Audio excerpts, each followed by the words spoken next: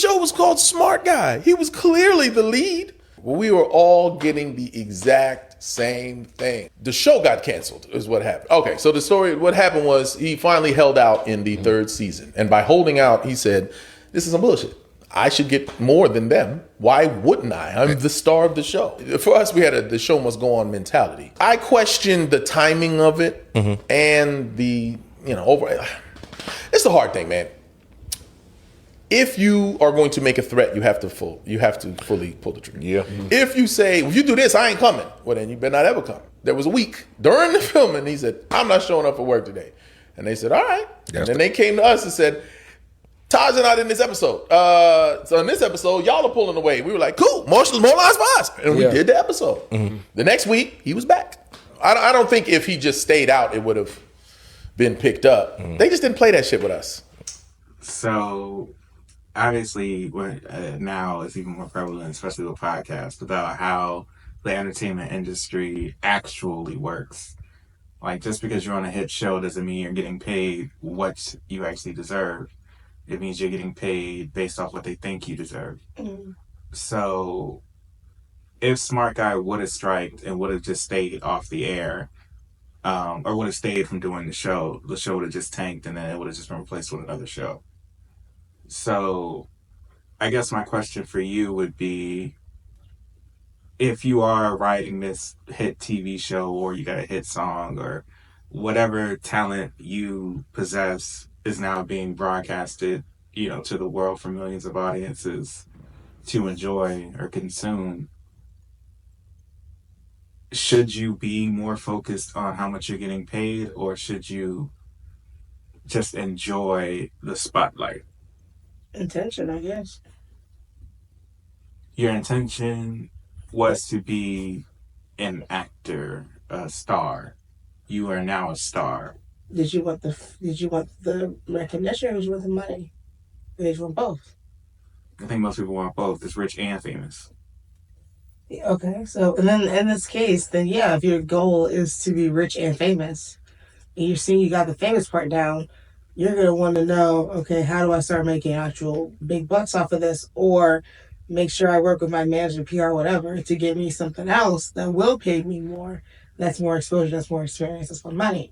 Like, that's your goal, then that's what you're going to go after. If you just want the fame, like you were so good with just being famous, I'm not sure if... I'm wondering if a lot of people are like that now, like just regular people that, like us now, that make content.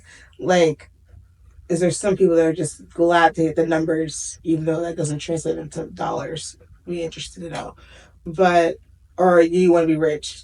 For that, I feel like you would attach yourself to anything, any type of show, just to get a check, if that was the case. Yeah. That's why most rappers sign messed up deals, because they're just trying to get on. They're trying to find their way to that stardom, that success.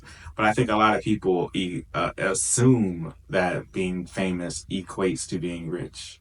And it really doesn't. It just equates to more opportunities. But at the same time, those opportunities that they're taking, the people that know your price, not saying Smart Guy was or wasn't paid, but he could only have been paid, $2,500, $5,000 a show, or $5,000 an episode. And you're over here thinking he's making, $1 million an episode because they have so much viewership and so much exposure. But in reality, he didn't write the show, he didn't direct the show, he didn't cast for the show, he didn't do props, he didn't do set design. There's so many different people that need to be paid for him to even look good in that position. Yeah. And I think when you actually start to focus more on the money, then you start to learn what ownership actually is, what ownership costs. It's easy to say I deserve all this money when you feel like you're the star of the show, but if you don't have any actual financial literacy at that point to understand that everything costs, marketing costs, putting promos costs, editing costs. If you can't factor all that into your show, then all you're going to end up doing is screwing your own self out of an opportunity.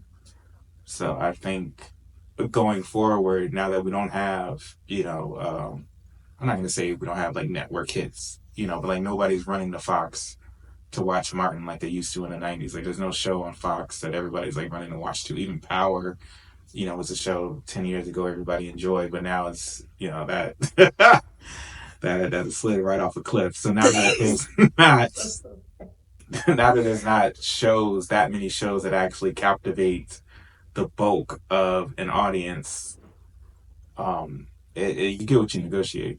At the end of the day, if you want $1 million an episode on an unproven TV show, you can ask for it, but you ain't gonna get it. But if you settle for $5,000 an episode, and then that show takes off and becomes a huge hit, when you come back around, you might be able to ask for more money. But at that point in time that you're asking for more money, you need to understand the now financial cost of now being a more prominent show. I'm sure it's the same thing with Abbott. With them just getting a pay raise. They're in season 4, finally getting their pay raise and their money right.